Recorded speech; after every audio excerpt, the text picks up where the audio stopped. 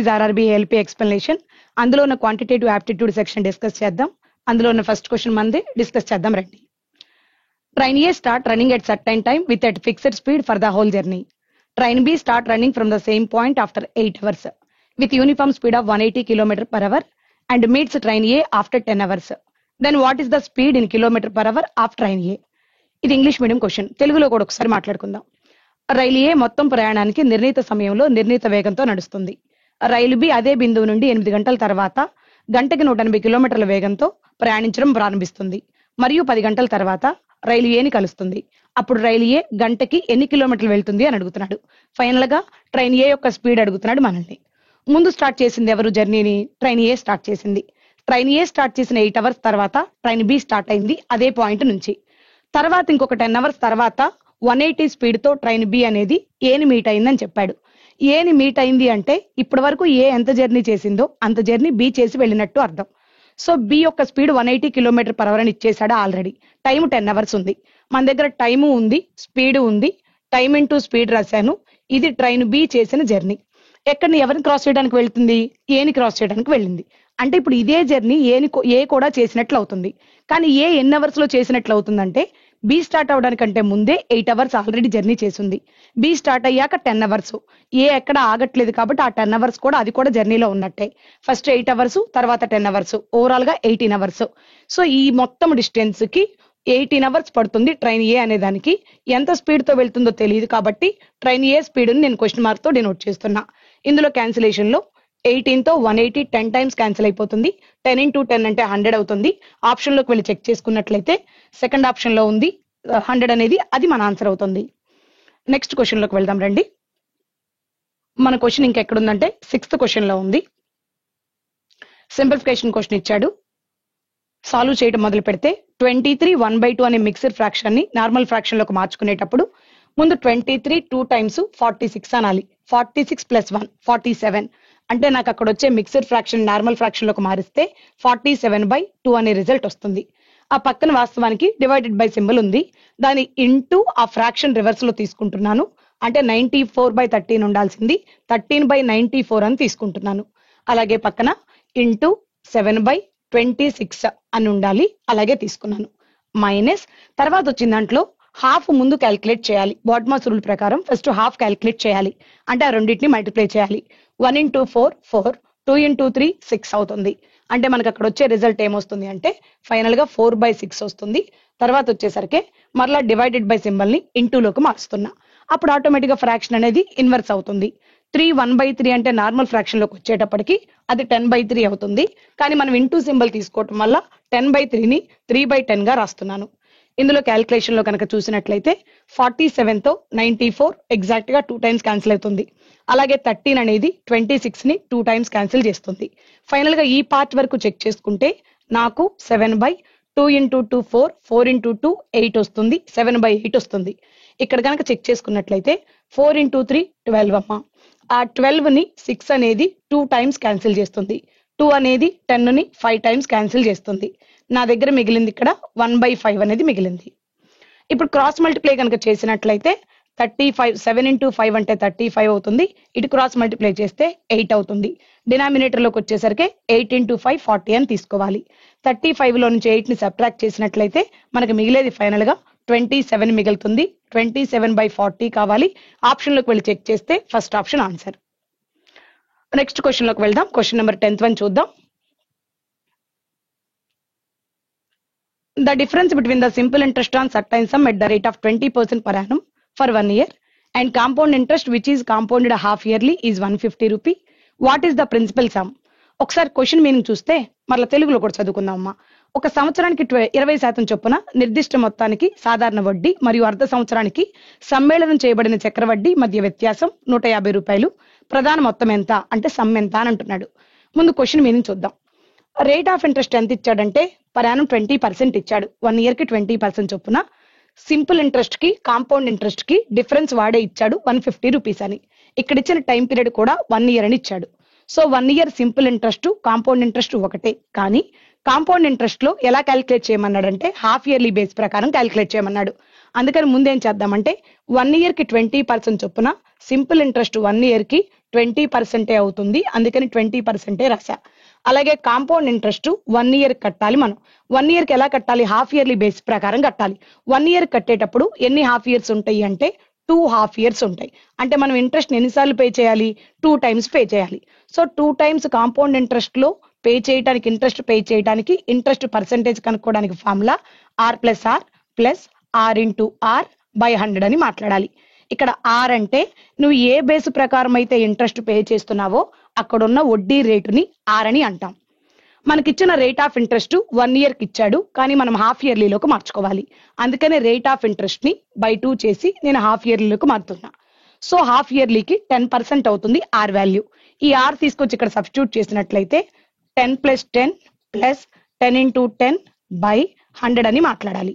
So 10 × 10 అంటే మొత్తం ఇక్కడ 100 అవుతుంది, ఇక్కడ కూడా ఒక 100 అవుతుంది. అది క్యాన్సిల్ అయిపోయి 1 ఉంటుంది. 10 + 10 అంటే 20, 21 ఇక్కడ ఒక 1 యాడ్ అయితే 21 అవుతుంది. సో 21 ఏమో కాంపౌండ్ ఇంట్రెస్ట్ ప్రకారం వచ్చిన ఇంట్రెస్ట్, 20 ఏమో సింపుల్ ఇంట్రెస్ట్. రెండిటికి మధ్య డిఫరెన్స్ 1%. వాడే క్లియర్ గా 1% వాల్యూ ఎంత అని ఇచ్చేశాడు, డిఫరెన్స్ 150 అని వాడే చెప్పాడు. అంటే 150 అనేది 1% అయితే సమ్ కనుక్కోమన్నాడు కదా, అంటే 100% కనుక్కోవాలని అర్థం. క్యాలిక్యులేషన్ కనుక చేసినట్లయితే 15,000 వస్తుంది. ఆప్షన్ లోకి వెళ్ళి 15,000 ఎక్కడుందో వెరిఫికేషన్ చేస్తే సరిపోతుంది. సెకండ్ ఆప్షన్ లో ఉంది 15,000, అది మన ఫైనల్ ఆన్సర్ అవుతుంది. Question number 16. HCF of two numbers is 18 and their ratio is 7:5. Then the ratio of sum and difference of numbers is. రెండు నెంబర్ల యొక్క సమ్ అండ్ డిఫరెన్స్ కి రేషియో కనుక్కోమంటున్నాడు. తెలుగు చూసినట్లయితే రెండు సంఖ్యలు గసాబా 18 అని, వాటి నిష్పత్తి 7:5 అని ఇచ్చి ఆ రెండు సంఖ్యల మొత్తానికి ఆ రెండు సంఖ్యల వ్యత్యాసానికి రేషియో కనుక్కోమని అంటున్నాడు. సమ్ చేస్తే రేషియోని మొత్తం మీద 7 parts 5 parts యాడ్ చేస్తే 12 parts అవుతుంది. అలాగే డిఫరెన్స్ కనుక చేసినట్లయితే 7 కి 5 కి డిఫరెన్స్ 2 parts. ఈ రెండిట్లో పీపీ కామన్ గా ఉంది, క్యాన్సిల్ అయిపోతుంది. సో పి అనేది క్యాన్సిల్. ఈ 2 అనేది 12 ని 6 times క్యాన్సిల్ చేస్తుంది. ఫైనల్ గా వచ్చే ఆన్సర్ 6:1 అవుతుంది. Fourth option answer. Next question లోకి వెళ్దాం. క్వశ్చన్ నెంబర్ 19 లో ఉంది మన question. P, Q and R enter into a partnership. Their capital contribution is in the ratio 15:12:8. At the end of the business, they share profits in the ratio 9:4:6. What is the ratio of time for which they invest their capital? Telugu చూస్తే P, Q మరియు R వ్యాపార భాగస్వామ్యులకు ప్రవేశించారు. వారి మూలధన సహకార నిష్పత్తి 15:12:8. వ్యాపారం ముగింపులో వారు 9:4:6 నిష్పత్తిలో లాభాలను పంచుకుంటున్నారు. వారు తమ మూలధనాన్ని పెట్టుబడి పెట్టే సమయ నిష్పత్తి ఎంత అంటున్నాడు.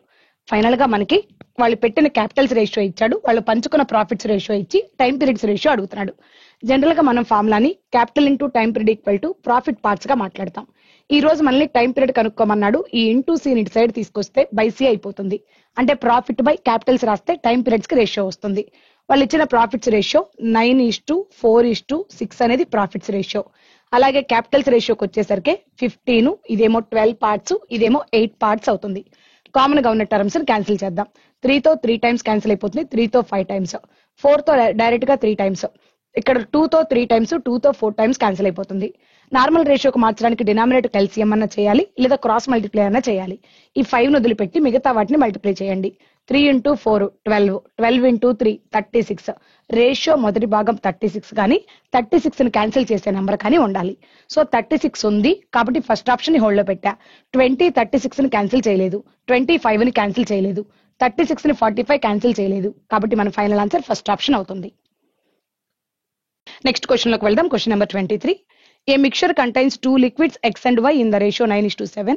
When 64 liter of mixture is drawn off and the mixture is again replaced with the same volume of liquid Y, then above ratio becomes 9:11.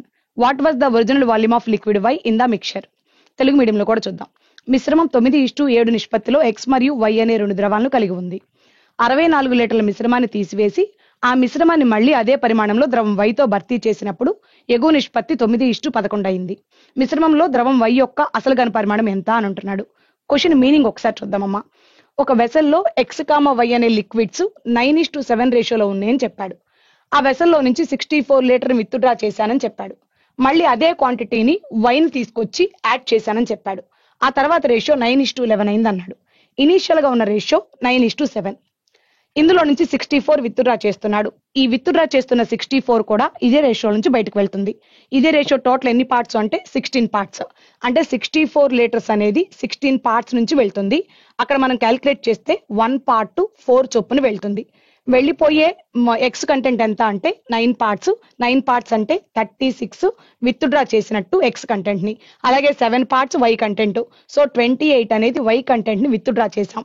ఈ విత్డ్రా చేసిన లెక్క అంతా పక్కన పెట్టాను. అసలు ముందు మాట్లాడుతుందేంటో చూద్దాం. వాడు వై క్వాంటిటీని యాడ్ చేశానని చెప్పాడు. అంటే ఇండైరెక్ట్ గా ఎక్స్ క్వాంటిటీ కాన్స్టెంట్ గా ఉంటుందని అర్థం. ఇక్కడ చూడండి, విత్డ్రా చేసిన తర్వాత కూడా ఇనిషియల్ గా ఏ రేషియో ఉందో విత్డ్రా చేసిన తర్వాత కూడా అదే రేషియో ఉంటుంది. 9:7 ఉంటుంది ఎక్స్ కామా వై కంటెంట్ల యొక్క రేషియో. ఆ తర్వాత వైని యాడ్ చేయటం వల్ల ఎక్స్ కాన్స్టెంట్ గానే ఉంటుంది, వై మారుతుంది.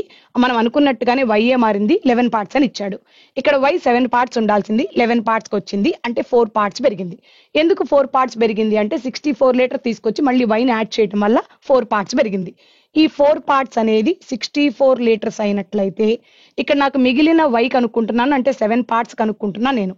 7 పార్ట్స్ కనుక్కున్నట్లయితే 4 పార్ట్స్ ఇక్కడ క్యాన్సిలేషన్ లో 1 పార్ట్ 16 గా మారిపోతుంది. 7 పార్ట్స్ 7 16s అంటే 112 అవుతుంది. ఇది మిగిలిన మిక్చర్ లో ఉన్న వై కంటెంట్. ఇది విత్డ్రా చేసిన దాంట్లో ఉన్న వై కంటెంట్.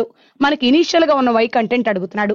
సో మిగిలిన దాంట్లో విత్డ్రా చేసిన దాన్ని యాడ్ చేస్తే ఇనీషియల్ గా ఉన్న వై కంటెంట్ వస్తుంది.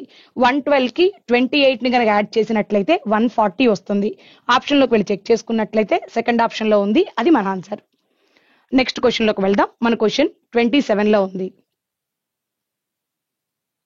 3 cubes of edges 6 cm, 8 cm and 10 cm are melted to form a large cube. Then the diagonal of the large cube is 6 సెంటీమీటర్లు, 8 సెంటీమీటర్లు మరియు 10 సెంటీమీటర్లు అంచుల గణాల నుండి ఒక పెద్ద గణం ఏర్పరచడానికి కరిగించిన పెద్ద గణం యొక్క వికర్ణం ఎంత అంటున్నాడు. ఇక్కడ గమనించినట్లయితే 3 క్యూబ్స్ ఉన్నాయి. 3 క్యూబ్స్ కి సైడ్లు ఇచ్చాడు 6 సెంటీమీటర్, 8 సెంటీమీటర్, 10 సెంటీమీటర్. వాటన్నిటిని కరిగించాను, దానివల్ల పెద్ద క్యూబ్ ఫామ్ చేశాను. దాంతో ఇప్పుడు పెద్ద క్యూబ్ ఫామ్ అయింది కదా, దాని యొక్క డయాగ్నల్ ఎంత అని అంటున్నాడు. మీరు కరిగించడం అంటే మెల్ట్ చేయడం అంటే ఒక షేప్ ను మరొక షేప్ లోకి మార్చినప్పుడు వాల్యూమ్స్ ని ఈక్వల్ చేస్తాం. ఇప్పుడు ఎన్ని క్యూబ్స్ ఉన్నాయి? 3 క్యూబ్స్ ఉన్నాయి. ఈ 3 క్యూబ్స్ ని కరిగించి ఒక పెద్ద క్యూబ్ గా ఫామ్ చేశాడు. సో ప్రతి దాని యొక్క వాల్యూమ్ ని తీసుకొని మూడింటిని యాడ్ చేసి పెద్ద దాని యొక్క వాల్యూమ్ కి వాడు తయారు చేసిన షేప్ యొక్క వాల్యూమ్ కి ఈక్వల్ చేయాలి. ఇక్కడ సైడ్ 6 ఉంది. క్యూబ్ యొక్క వాల్యూమ్ కి ఫార్ములా ఏమవుతుంది అంటే ఏ క్యూబ్ అవుతుంది. ఏ అంటే సైడ్ అని అర్థం. ఇక్కడ 6 ఉంది కాబట్టి ఏ క్యూబ్ అంటే 6 క్యూబ్ అని అర్థం. 6 క్యూబ్ అంటే 216 అవుతుంది. ఇది మొదటి క్యూబ్ యొక్క వాల్యూమ్. అలాగే రెండో క్యూబ్ యొక్క సైడ్ 8 ఇచ్చాడు, వాల్యూమ్ ఏమవుతుందంటే 512 అవుతుంది. 512. మూడో క్యూబ్ యొక్క సైడ్ 10 ఇచ్చాడు, వాల్యూమ్ ఏమవుతుందంటే 10 క్యూబ్ 1000 అవుతుంది. ఈ మొత్తాన్ని యాడ్ చేసినట్లయితే 8 2 7 1 1728 అనేది మనం తయారు చేసిన పెద్ద క్యూబ్ యొక్క వాల్యూమ్ అని అర్థం. ఇది వాస్తవానికి పెద్ద క్యూబ్ కదా, అందుకని పెద్ద బిగ్ ఏతో క్యాపిటల్ ఏతో డినోట్ చేస్తున్నాను. So capital A cube is equal to 1728 వచ్చింది. దానికి ఇప్పుడు సైడ్ కనుక్కోవాలి అంటే మనం 1728 ని క్యూబ్ రూట్ చేయాలి. 1728 యొక్క క్యూబ్ రూట్ ఏమవుతుందంటే 12 అవుతుంది. ఇది మనం తయారు చేసిన బిగ్గర్ క్యూబ్ యొక్క సైడ్ అవుతుంది. మనల్ని కనుక్కోమంది డయాగ్నల్ కనుక్కోమన్నాడు. సో క్యూబ్ యొక్క డయాగ్నల్ కనుక్కోవడానికి ఫార్ములా a√3 అనేది ఫార్ములా. ఇందులో మనకు వచ్చిన సైడ్ ఎంత అంటే 12 వచ్చింది. ఏ ప్లేస్ లో 12 సబ్స్టిట్యూట్ చేస్తే సరిపోతుంది. అంటే ఆన్సర్ 12√3 అవుతుంది. ఆప్షన్ లోకి వెళ్ళి చెక్ చేసుకున్నట్లయితే థర్డ్ ఆప్షన్ ఆన్సర్. 12√3 అనేది answer.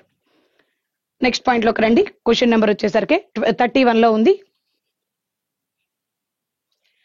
For an acute angle A, if 15 sin square A plus 2 cos A equal to 7, then value of tan A minus cot A is.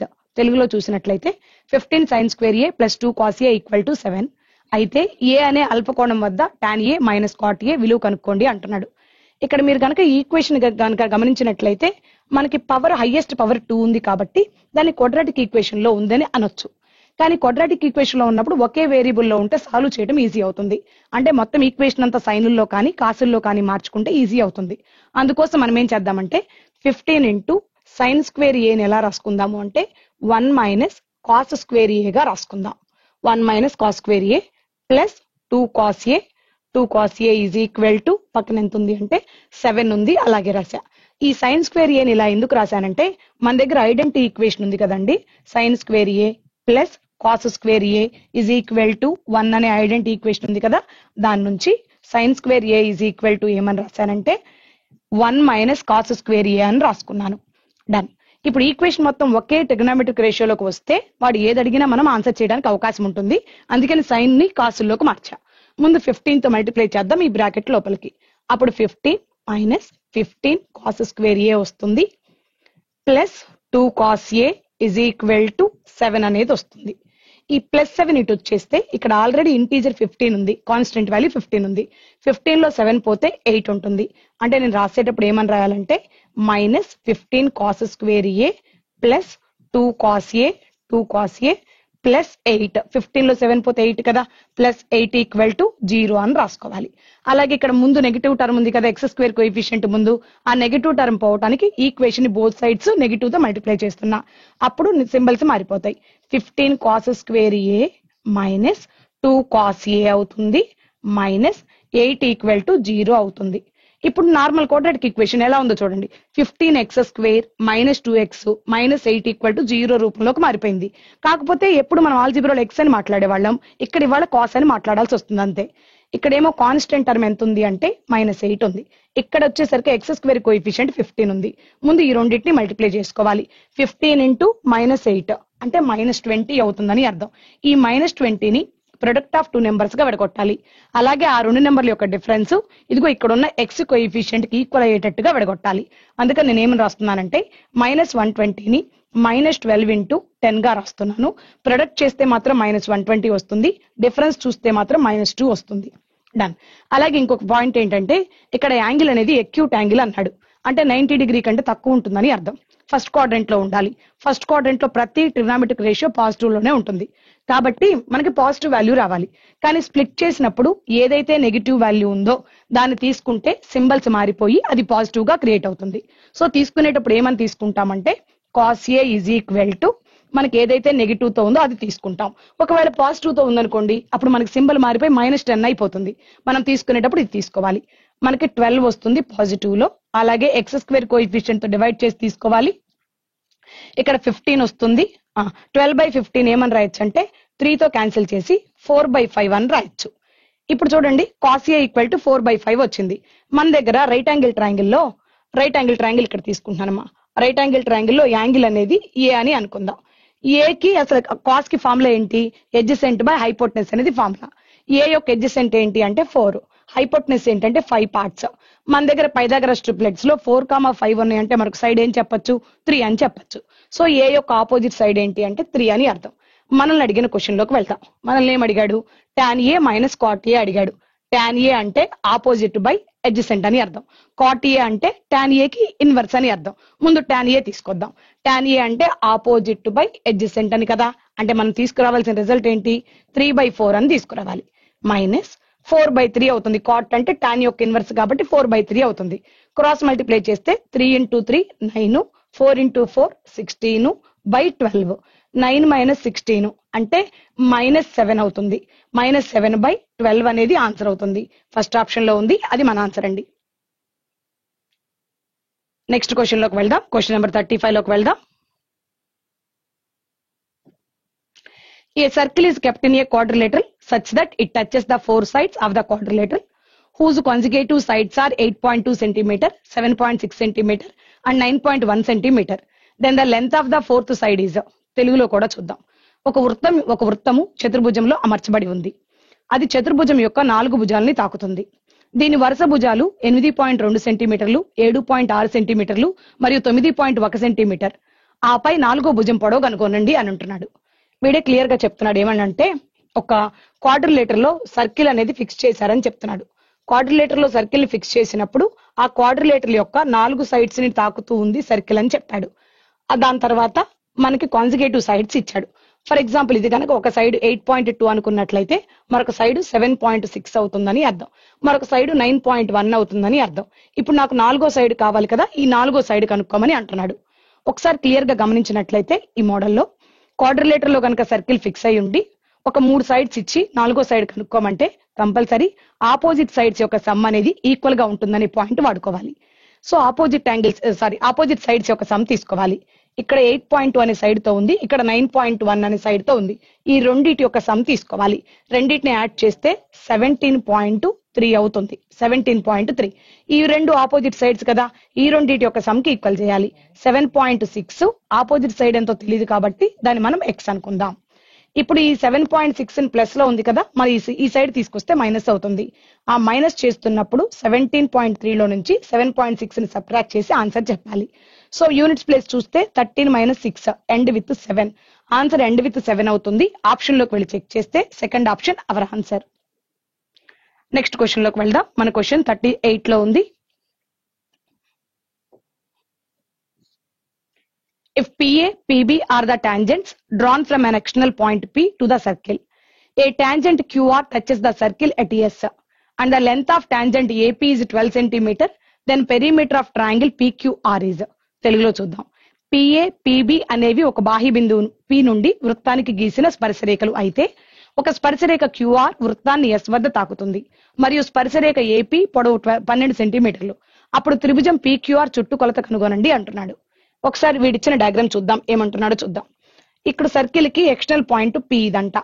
P నుంచి PA అనే ఒక tangent ని, PB అనే ఒక tangent ని draw చేశాడు. ఒక సర్కిల్ కి ఎక్స్టర్నల్ పాయింట్ నుంచి రెండు ఈక్వల్ టాంజెంట్స్ డ్రా చేయగలం.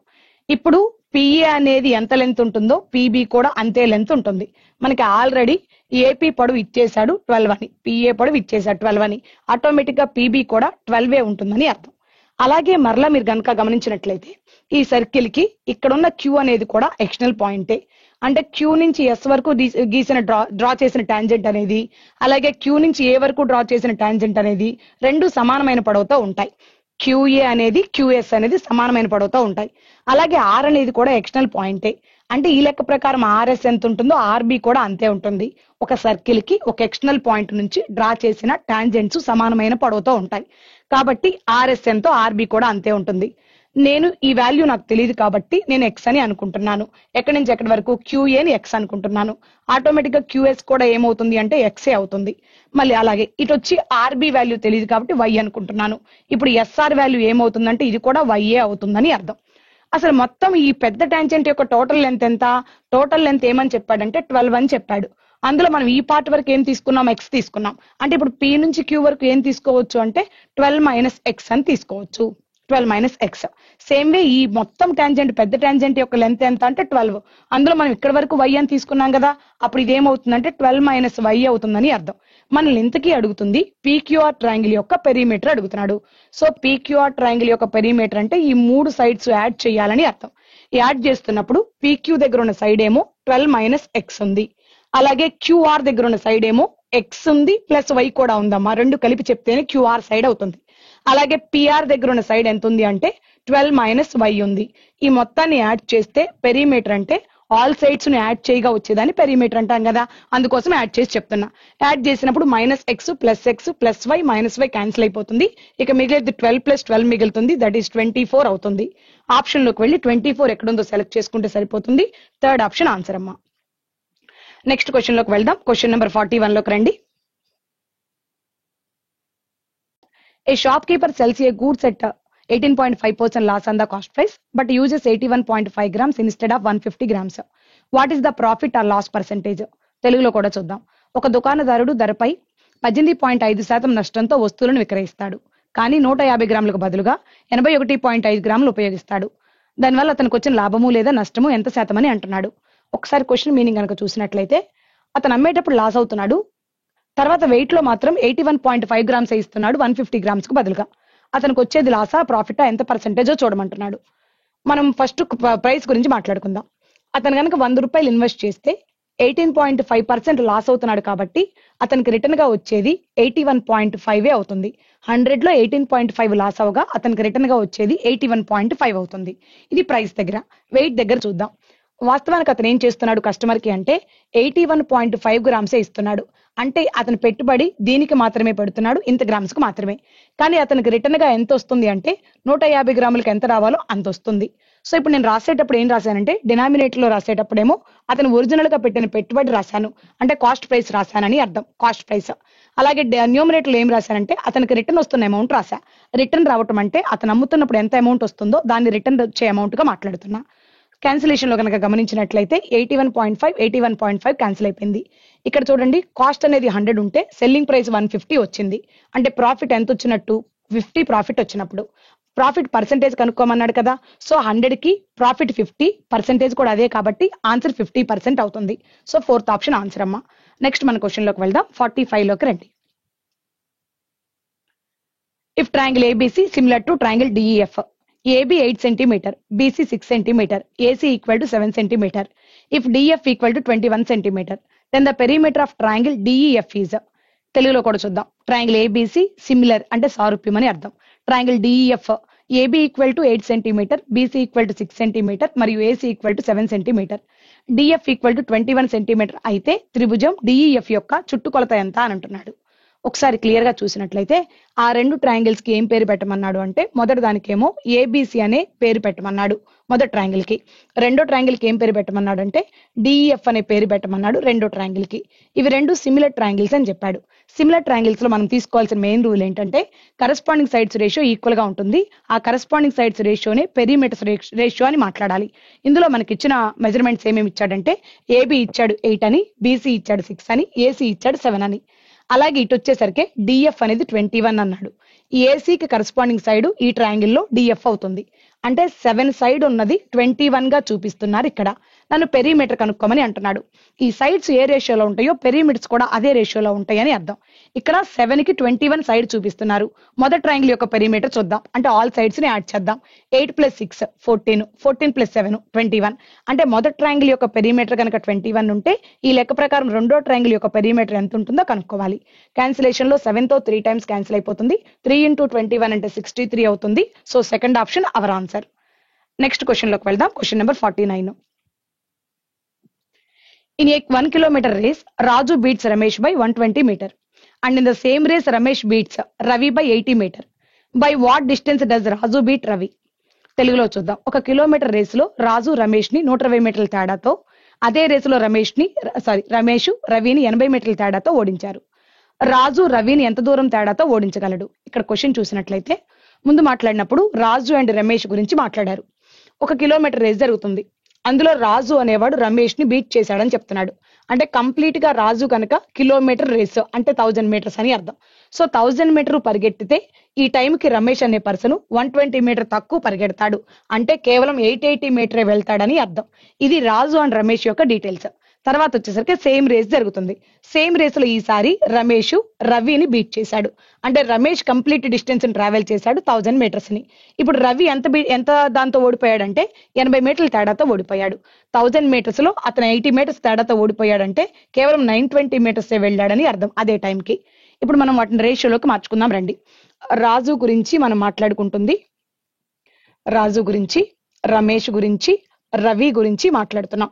ఫస్ట్ కేసులో రాజు అండ్ రమేష్ ఇద్దరు ఉన్నారు. రాజు గనక 1000 మీటర్లు పరిగెడితే అదే టైంకి రమేష్ అనే పర్సన్ 880 డిస్టెన్సే వెళ్ళాడు. తర్వాత మరలా రమేష్ గురించి కాబట్టి రమేష్ ఈసారి కంప్లీట్ చేస్తే 1000 మీటర్ పరిగెడితే రాజు అనే పర్సన్ లాస్ట్ లో రవి కదమ్మా, రవి అనే పర్సన్ 80 మీటర్ తక్కువ పరిగెత్తాడు. అంటే 920 డిస్టెన్సే వెళ్ళాడని అర్థం. ఇందులో కామన్ టేబుల్స్ ఏమైనా ఉంటే క్యాన్సిల్ చేద్దాం. ఈ 0 0 క్యాన్సిల్ అయిపోతుంది. ఇక్కడ 2 తో కాదు 4 తో క్యాన్సిల్ అయిపోతుంది. 4 తో 25 టైమ్స్, 4 తో క్యాన్సిల్ చేస్తే 22 టైమ్స్ క్యాన్సిల్ అవుతుంది. ఇక్కడ కూడా అంతే, ఫస్ట్ 0 0 క్యాన్సిల్ అయిపోతుంది. 4 తో 25 టైమ్స్ క్యాన్సిల్ అయిపోతుంది. 4 తో 23 టైమ్స్ క్యాన్సిల్ అయిపోతుంది. ఇక్కడ మీరు గమనించినట్లయితే రమేష్ 22 పార్ట్స్ తో ఉన్నాడు, ఇక్కడ 25 పార్ట్స్ తో ఉన్నాడు. రెండు చోట్ల ఒకే నెంబర్ తో ఉండాలి. రమేష్ కామన్ పర్సన్ కాబట్టి రేషియోని కంబైన్ చేద్దాం. కంబైన్ చేయాలంటే ఏం చేయాలి? ఈ 25 ని పైన మల్టిప్లై చేయాలి, ఆ 22ని తీసుకొచ్చి క్రింద మల్టిప్లై చేయాలి. సో ఈ రేషియోని 25 తో మల్టిప్లై చేస్తున్నాను రమేష్ అనే పర్సన్ యొక్క డిస్టెన్స్ ఈక్వల్ అవటం కోసం. ఇక్కడ కూడా అంతేనమ్మా, 22ని ఇక్కడ మల్టిప్లై చేస్తున్నాను. ఈ రేషియోలో ఉన్న టోటల్ పార్ట్స్ అన్ని పార్ట్స్ కి మల్టిప్లై చేయాలి. ఇప్పుడు కంబైన్డ్ రేషియో కనుక రాసినట్లయితే 25 × 25 అంటే 625 అవుతుంది. మొదటి పర్సన్ రాజుది. అలాగే రెండో పర్సన్ 25 × 22, 25 20s 500, 25 2 times 50 అంటే 550 అవుతుంది రెండో పర్సన్ యొక్క ట్రావెల్ చేసిన డిస్టెన్స్ అంటే రమేష్ ది. నెక్స్ట్ లాస్ట్ లో రవిది 23 22 టైమ్స్ రాయాలి. 23 20 టైమ్స్ 460 అవుతుంది. 23 2 టైమ్స్ 46 అవుతుంది. 460కి 40 యాడ్ చేస్తే 500, ఆ పైన ఒక 6 అంటే 506 అని అర్థం.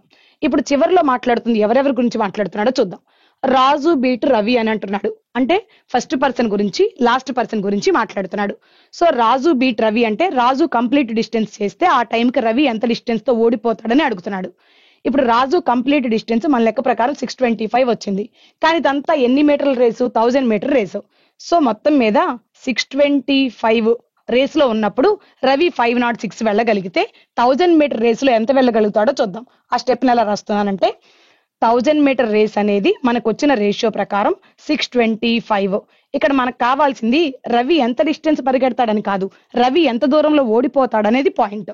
సో ఓడిపోతున్నాడంటే ఈ రెండింటి మధ్య డిఫరెన్స్ ఎంత ఉందో అంత డిఫరెన్స్ తో ఓడిపోతున్నట్టే కదా. ఆ రెండింటి మధ్య డిఫరెన్స్ చెక్ చేస్తే సరిపోతుంది. సో డిఫరెన్స్ కి వచ్చేసరికి ఇక్కడ ఒక 506 ఉంది కదమ్మా, 506 కి 600 కి డిఫరెన్స్ ఎంత అంటే 94, ఆ పైన ఒక 25 ఉంది, అంటే 119 అనేది డిఫరెన్స్ అవుతుంది. ఆ డిఫరెన్స్ కనుక్కుంటే రవి ఎంత తేడాతో ఎంత దూరంలో ఓడిపోయాడో తెలుస్తుంది. క్యాన్సిలేషన్ కనుక వచ్చినట్లయితే 25 తో క్యాన్సిల్ చేయొచ్చు, 40 టైమ్స్ క్యాన్సిల్ చేయొచ్చు, 25 తో 25 టైమ్స్ క్యాన్సిల్ చేయొచ్చు, 5 తో 8 టైమ్స్, 5 తో 5 టైమ్స్ క్యాన్సిల్ చేయొచ్చు. ఇంకా మనం డైరెక్ట్ గా 5 తో క్యాన్సిల్ చేయకుండా, డివైడ్ చేయకుండా ఈ ఫ్రాక్షన్ ని ఇంటూ 2/2 అని అంటాం. ఎందుకంటే ఎటు 5 డివైడ్ అవ్వట్లేదు, క్యాన్సిల్ అవ్వట్లేదు. ఆ 5 తో ఉంచి డైరెక్ట్ గా క్యాన్సిల్ చేయడం కంటే 5 ని 10 గా మార్చి క్యాల్కులేషన్ చేయడం ఈజీ. 5 ని 10 గా మార్చాలంటే ఇంటూ 2 చేయాలి. మరి డినామినేటర్ ఒక్కదానికి ఇంటూ 2 చేస్తే న్యూమరేటర్ లో బ్యాలెన్స్ పోతుంది. అందుకని న్యూమరేటర్ కూడా ఇంటూ 2/2 చేశాక ఆ తర్వాత క్యాల్కులేషన్ చేస్తున్నా. చేసినప్పుడు ఇక్కడ 119 ఇంటూ 2 చేస్తున్నా. సో 119 ఇంటూ 2 అంటే 238 అవుతుంది. 238 అవుతుంది. దాన్ని మరలా మనం 8 తో మల్టిప్లై చేసి ఆ తర్వాత 5 ఇంటూ 2 10 కాబట్టి ఒక డెసిమల్ నెంబర్ పెట్టాలి. 8 తో నార్మల్ గానే మల్టిప్లై చేస్తున్నా. 8 ఇంటూ 8 అంటే 64, 6 క్యారీలో ఉందని అర్థం. 8 ఇంటూ 3 అంటే 24 ప్లస్ 6 అంటే 30 అవుతుందని అర్థం. 8 ఇంటూ 2 అంటే 16 ప్లస్ 3 19. కానీ డినామినేటర్ లో 10 ఉండటం వల్ల ఒక డెసిమల్ వస్తుంది. దీని ఆన్సర్ 190.4 అండి. ఈ 190.4 అనేది ఆప్షన్ లో ఎక్కడుందో చెక్ చేసుకుందాం రండి. సో 190.4 సెకండ్ ఆప్షన్ లో ఉంది, అది మన ఫైనల్ ఆన్సర్ అవుతుంది. నెక్స్ట్ క్వశ్చన్ లోకి వెళ్దాం. క్వశ్చన్ నెంబర్ 52 లోకి రండి.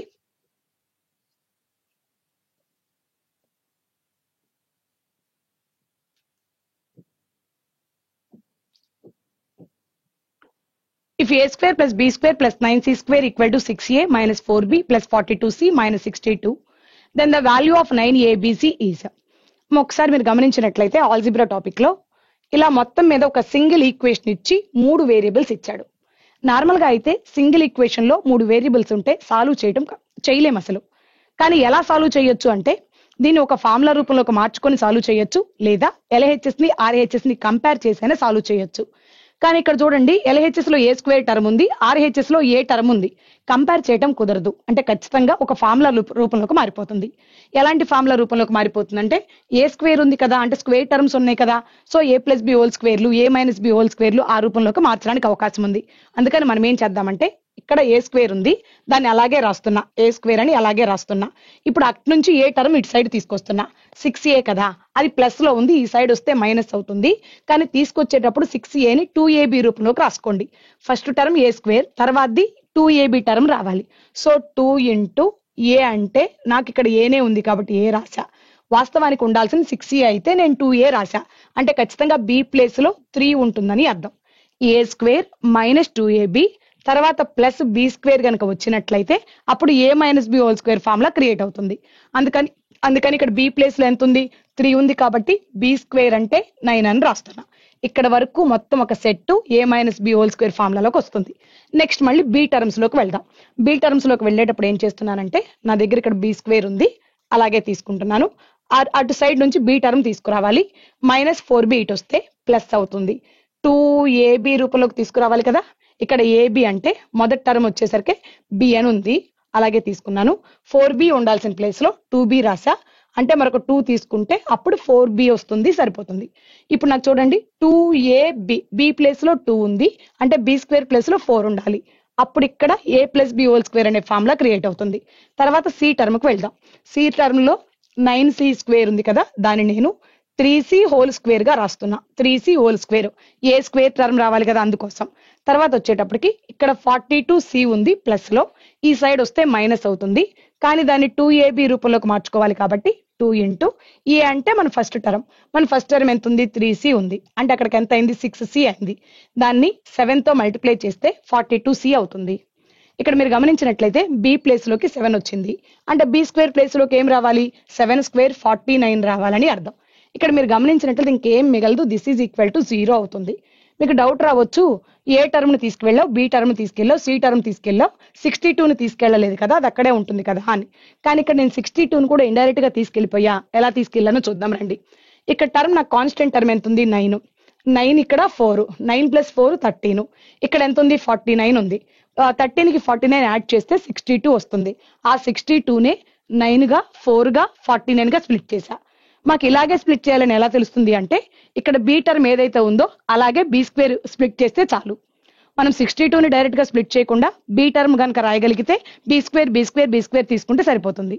ఇప్పుడు నాకు మిగిలింది ఏంటి అంటే ఫార్ములాలు ఎలా మిగిలాయంటే ఇది మళ్ళీ మొత్తం ఒక a minus B whole square లాగా క్రియేట్ అయింది ఆ మొదటి దాన్ని ఏమని రాస్తున్నానంటే a minus B square place లో 9 ఉంది అంటే బి ప్లేస్ లో 3 ఉన్నట్టు a మైనస్ 3 హోల్ స్క్వేర్ అని చెప్పాలి దీన్ని వచ్చేసరికి బి ప్లస్ ఇప్పుడు బి స్క్వేర్ ప్లేస్ లో ఎంత ఉంది 4 ఉంది ఇప్పుడు బి స్క్వేర్ ప్లేస్ లో 4 ఉంది కాబట్టి బిని 2 గా మాట్లాడాలి బి ప్లస్ 2 హోల్ స్క్వేర్ గాను ప్లస్ ఇక్కడ వచ్చేసరికి ఏం చెప్పాలంటే ఏ ప్లేస్ లో 3c ఉంది మైనస్ బి స్క్వేర్ ప్లేస్ లో 49 ఉంది అంటే బి ప్లేస్ లో 7 తీసుకోవాలని అర్థం అప్పుడు A minus B whole square create అవుతుంది దిస్ ఈజ్ ఈక్వల్ టు 0 ఎక్కడైనా స్క్వేర్ టర్మ్స్ యొక్క సమ్ 0 అయింది అంటే అందులో ఇండివిడ్యువల్ గా ఉండే ఈచ్ అండ్ ఎవ్రీ టర్మ్ 0 అవుతుందని అర్థం క్లియర్ గా ఇక్కడ నుంచి a minus 3 whole square equal to 0 అని a minus 3 whole square equal to 0 అయితే a మైనస్ 3 ఈక్వల్ టు 0 అవుతుంది a మైనస్ 3 ఈక్వల్ టు 0 అయితే a ఈక్వల్ టు 3 అవుతుంది అలాగే రెండో టర్మ్ నుంచి b ప్లస్ 2 ఈక్వల్ టు 0 కదండి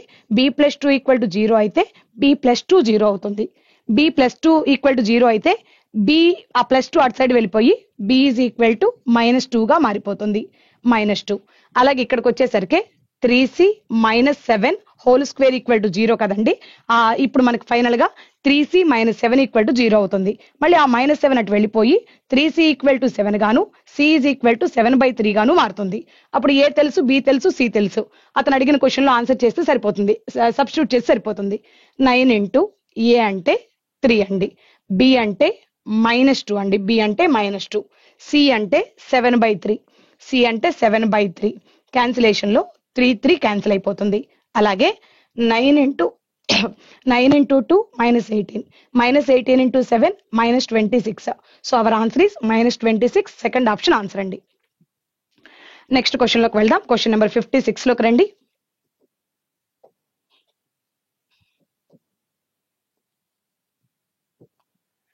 The population of town is 1 lakh at this moment.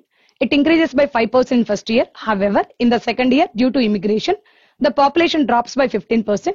If the population increases by 10% again the third year, then what is the population at the end of the third year? తెలుగులో కూడా చూద్దాం ఈ సమయంలో ఒక పట్టణంలో జనాభా 1,00,000 ఇది మొదటి సంవత్సరంలో 5% పెరుగుతుంది అయితే రెండో సంవత్సరంలో వలసల కారణంగా జనాభా 15% తగ్గుతుంది మూడో సంవత్సరంలో జనాభా మరలా 10% పెరిగితే మూడో సంవత్సరం చివరిలో జనాభా ఎంత అని అడుగుతున్నాడు మనకి స్టార్టింగ్ లో ఆల్రెడీ పాపులేషన్ ఎంత అని చెప్పాడంటే 1 lakh అని చెప్పాడమ్మా సో 1 lakh పాపులేషన్ ఉంది మొదటి సంవత్సరం 5% ఇంక్రీజ్ అయిందని చెప్పాడు 5% ఇంక్రీజ్ అయింది అంటే 105% అవుతుందని అర్థం దానిపైన మనం 105% కనుక వేస్తే సరిపోతుంది ఆ తర్వాత రెండో సంవత్సరానికి వచ్చేసరికి 15% డ్రాప్ అయింది అన్నాడు 15% డ్రాప్ అయింది అంటే 85% కి వచ్చిందని అర్థం మళ్ళీ ఎప్పటికప్పుడు టోటల్ 100 గా మారిపోతుంది డ్రాప్ అయితే మైనస్ చేస్తాం 100 లో నుంచి ఇంక్రీజ్ అయితే ప్లస్ చేస్తాం 100 కి 15 డ్రాప్ అయిందంటే 85 అయిందని అర్థం తర్వాత ఏమంటున్నాడంటే పాపులేషన్ 10% మరలా ఇంక్రీజ్ అయిందని చెప్పాడు అప్పుడు మరలా 110% లోకి వచ్చేస్తుంది ఇది 3 years చివరికి వచ్చే పాపులేషన్ వాళ్ళు అడిగింది కూడా third year population ending population చెప్పమని అంటున్నాడు కాబట్టి ఇదే మనం మాట్లాడాల్సిన పాయింట్ స్టెప్ కూడా క్యాన్సిలేషన్ లో ఈ 0000 ఇక్కడ ఉన్న 0000 ఇక్కడ ఉన్న 00 ఈ 00 అంతా క్యాన్సిల్ అయిపోతుంది ఈ మూడింటిని మల్టిప్లై చేస్తే ఆన్సర్ వస్తుంది మనం యూనిట్స్ ప్లేస్ చూడటానికి ఆప్షన్స్ లో యూనిట్స్ ప్లేస్ అన్ని సిమిలర్ గా ఉన్నాయి కాబట్టి మనం ఏం చేద్దామంటే ఇందులో ఉన్న మల్టిపుల్ డివిజిబిలిటీ రూల్ 11 మల్టిపుల్ వాడుకుందాం సో ఆప్షన్స్ లోకి వెళ్ళి 11 మల్టిపుల్ చెక్ చేద్దాం రండి ఈ ఫస్ట్ ఆప్షన్ లోకి వచ్చాను 11 మల్టిపుల్ చెక్ చేయడం అంటే ఆల్టర్నేటివ్ డిజిట్స్ చూడటమని అర్థం యాడ్ చేయడం అని అర్థం 5 + 1 6 6 + 9 15 అవుతుంది అలాగే ఇక్కడ కూడా 8 + 7 15 అవుతుంది. ఆల్టర్నేటివ్ ప్లేసెస్ సమ్ అనేది చేసిన తర్వాత ఆ రెండింటి యొక్క డిఫరెన్స్ 0 కానీ 11 మల్టిపుల్ కానీ అయితే అది 11 మల్టిపుల్ అవుతుంది. So first option 11 multiple hold లో పెట్టుకున్నాను. సెకండ్ ఆప్షన్ చూడండి, నెంబర్ చదువుతున్నప్పుడే కాదని అర్థమైపోయింది. 1100 ఒక పైన 75 ఉంది. నో, ఇది 11 మల్టిపుల్ అయితే కాదు. తర్వాత దాన్ని చెక్ చేద్దాం. 5 + 1 6, 6 + 9 15 అవుతుంది. ఇక్కడ ఆల్టర్నేటివ్ ప్లేసెస్ చూద్దాం. 7 + 2 9, డిఫరెన్స్ చూస్తే 0 గానీ 11 మల్టిపుల్ గానీ రాలేదు కాబట్టి ఇది ఆన్సర్ కాదు. తర్వాత చూస్తే 99 వరకు 11 మల్టిపుల్, ఆ పక్కన 175 ఉంది, 176 ఉంటే అయి ఉండేది 11 మల్టిపుల్. సో ఇది కూడా 11 మల్టిపుల్ కాదు. ఫైనల్ ఆన్సర్ ఫస్ట్ ఆప్షన్ అవుతుందని అర్థం. నెక్స్ట్ క్వశ్చన్ లోకి రండి. మన క్వశ్చన్ 59 లో ఉంది. A bought 3 kg of fresh grapes. The ratio of water to pulp was 5:1. When A crushed these grapes, then some water got wasted. Now the ratio of water to pulp is 6:5. What was the total amount of crushed grapes? Telugu చూస్తే 3 కిలోల తాజా ద్రాక్షని కొనుగోలు చేసింది ఏ. నీటికి గుజ్జుకి నిష్పత్తి 5:1. ఏ ఈ ద్రాక్షని చూర్ణం చేసినప్పుడు కొంత నీరు వృధాగా పోతుంది. ఇప్పుడు నీటికి గుజ్జుకి నిష్పత్తి 6:5. చూర్ణం చేసిన ద్రాక్ష మొత్తం ఎంత అని అంటున్నాడు. ఒకసారి గమనించినట్లయితే ఇనీషియల్ గా ఉన్న టోటల్ వెయిట్ 3 kgs, రేషియో ప్రకారం ఎన్ని పార్ట్స్ టోటల్ గా అంటే 6 పార్ట్స్.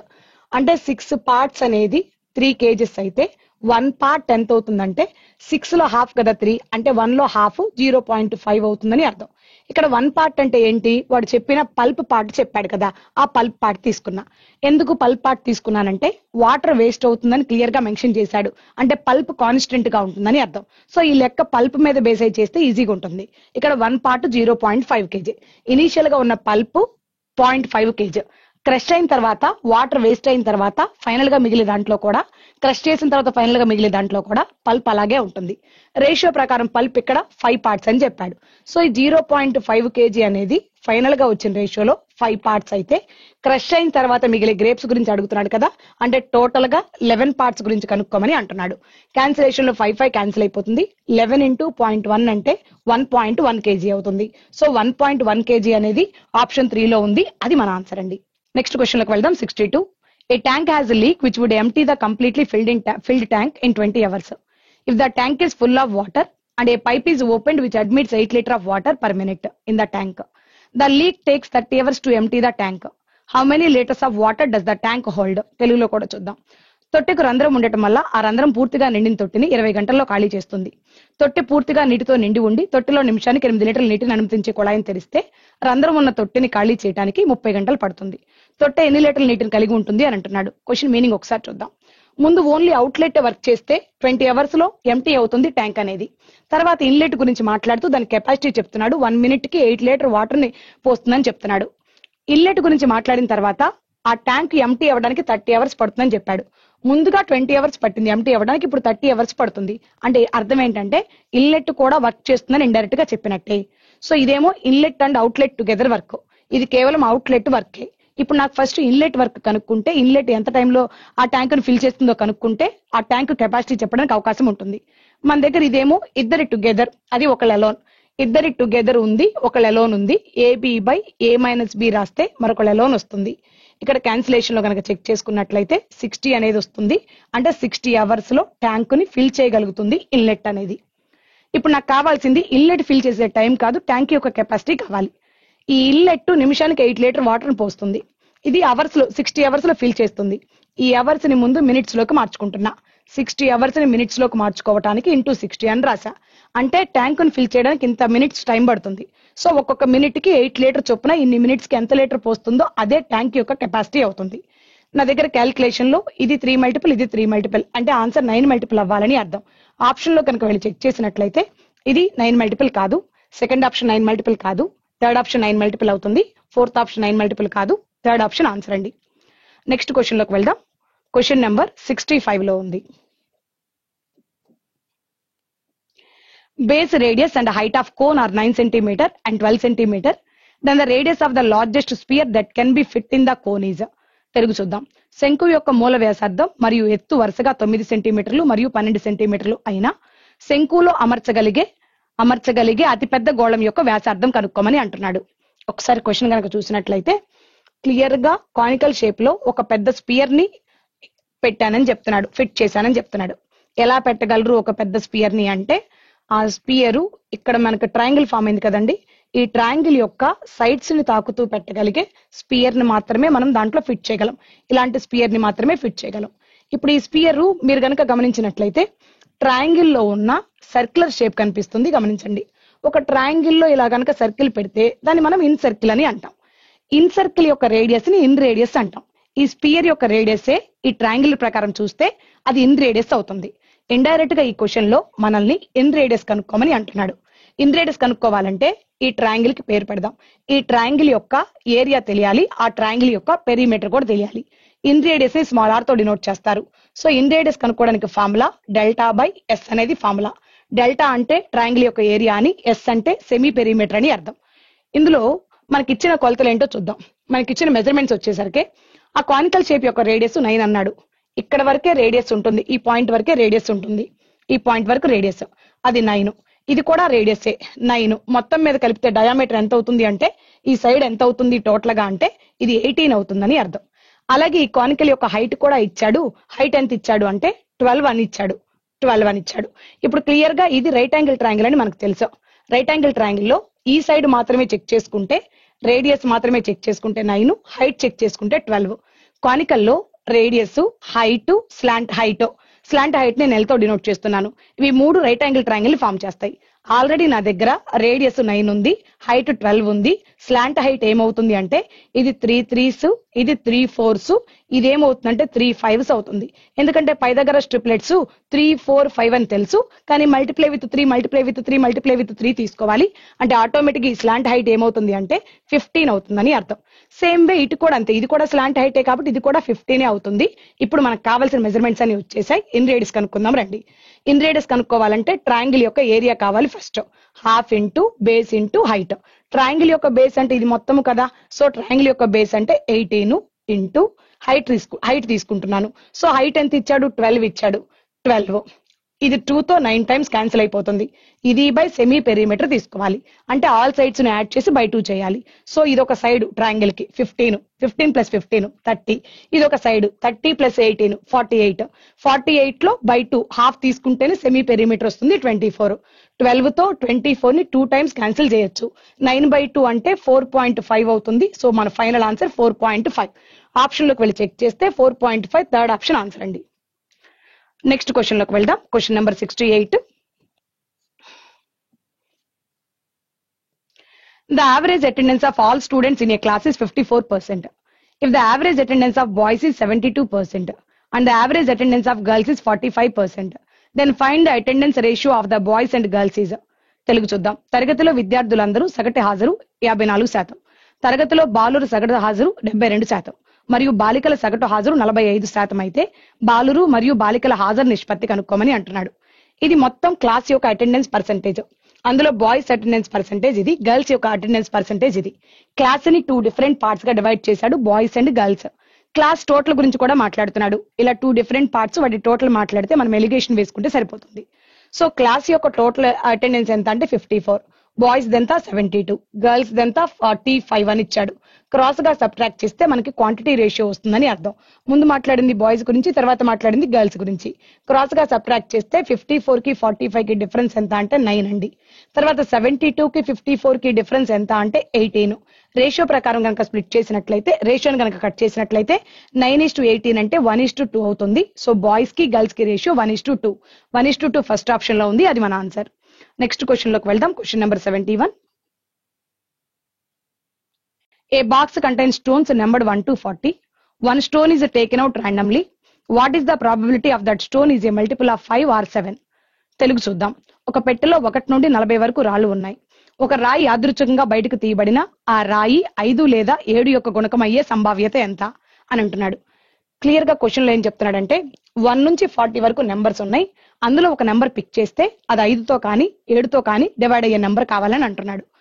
క్లియర్ గా చెక్ చేస్తే 1 నుంచి 40 వరకు ఉన్న నెంబర్స్ లో ఫస్ట్ 5తో డివైడ్ అయ్యే నెంబర్స్ తీసుకుందాం. 5తో డివైడ్ అయ్యే నెంబర్స్ ఎన్ని ఉంటాయి అంటే 5తో లాస్ట్ నెంబర్ ని డివైడ్ చేస్తే 5తో డివైడ్ అయ్యే నెంబర్లు 8 ఉంటాయండి. అలాగే 1 నుంచి 40 వరకు 7తో డివైడ్ అయ్యే ఎన్ని నెంబర్స్ ఉంటాయంటే 7 తో డివైడ్ అయ్యేవి. వాస్తవానికి లాస్ట్ నెంబర్ ని 7 తో డివైడ్ చేయండి. అందులో వచ్చే ఇంటీజర్ వరకే తీసుకోండి, డెసిమల్ తీసుకోకూడదు. 7 5 times 35 5 పాయింట్ సంథింగ్ వస్తుంది. డెసిమల్ మనకు అక్కర్లేదు, 5 వరకే ఇంటీజర్ వరకే తీసుకోండి. అంటే 1 నుంచి 40 వరకు 7 మల్టిపుల్స్ 5 ఉంటాయి అని అర్థం. ఇందులో మీరు ఒక పాయింట్ గమనించినట్లయితే 5 మల్టిపుల్స్ చూస్తున్నప్పుడు కొన్ని 7 మల్టిపుల్స్ రావడానికి ఛాన్స్ ఉంది. ఫర్ ఎగ్జాంపుల్ 35 అనే నెంబర్ 5 మల్టిపుల్ అవుతుంది, 7 మల్టిపుల్ కూడా అవుతుంది. అలాగే 7 మల్టిపుల్స్ చూస్తున్నప్పుడు 35 అనే నెంబర్ మరొకసారి కౌంట్ అవుతుంది. ఇందాక 35 ని కౌంట్ చేసాం 5 మల్టిపుల్ దగ్గర, ఇప్పుడు కూడా 35 అనే నెంబర్ ని కౌంట్ చేసాం 7 మల్టిపుల్ దగ్గర. ఆ నెంబర్ 2 సార్లు వచ్చింది కాబట్టి ప్రాబబిలిటీ ఎక్కువ అవుతుంది. సో ఆ నెంబర్ ని తీసివేయాలి. ఆ నెంబర్ ఎంత? 35 అనే ఒక నెంబర్ తీసేయాలి. మాకు ఎలా తెలుస్తుంది మేడం 35 అనేది ఒక్కటే ఉందని ఎలా తెలుస్తుంది అంటే, అప్పుడు ఏం చేస్తారంటే 1 నుంచి 40 వరకు 7, 5 యొక్క common multiple 35 multiple. So 35 multiples ఎన్ని ఉంటాయి అంటే 1 ఉంటాయి. టోటల్ లో నుంచి ఆ 1 తీసేసిన తర్వాత మనం ప్రాబిలిటీ కనుక్కోవాలి. తీసేయడానికి రీజన్ ఏంటంటే 5 దగ్గర 35 అనే నెంబర్ కౌంట్ చేసాం, 7 దగ్గర 35 అనే నెంబర్ కౌంట్ చేసాం, 2 సార్లు కౌంట్ చేసాం, ఒకసారి సబ్ట్రాక్ట్ చేస్తే ప్రాబిలిటీ సరి అవుతుంది. 8 + 5 అంటే 13. 13 లో నుంచి 1 తీసేసినట్లయితే 12 అవుతుంది. అంటే మనకు కావాల్సిన నెంబర్లు మొత్తం 12 ఉన్నాయి, అందులోంచి ఒకటి పిక్ చేయాలి. 12C1 అంటే 12 అవుతుంది. బై ప్రాబిలిటీ చెప్పేటప్పుడు ఎప్పుడు టోటల్ రాయాల్సిందే. బై మొత్తం 40 రాళ్ళు ఉన్నాయని చెప్పాడు కదా, అందులోంచి ఒకటి తీస్తున్నానంటే 40C1 అంటే 40 రాసుకోవాలి. క్యాలిక్యులేషన్ కనుక చేస్తే 4 తో 3 times, 4 తో 10 times 3/10 ఆన్సర్ అవుతుంది. ఆప్షన్ లోకి వెళ్ళి చెక్ చేసుకున్నట్లయితే 3/10 థర్డ్ ఆప్షన్ లో ఉంది, అది మన ఫైనల్ ఆన్సర్ అండి. Thank you friends.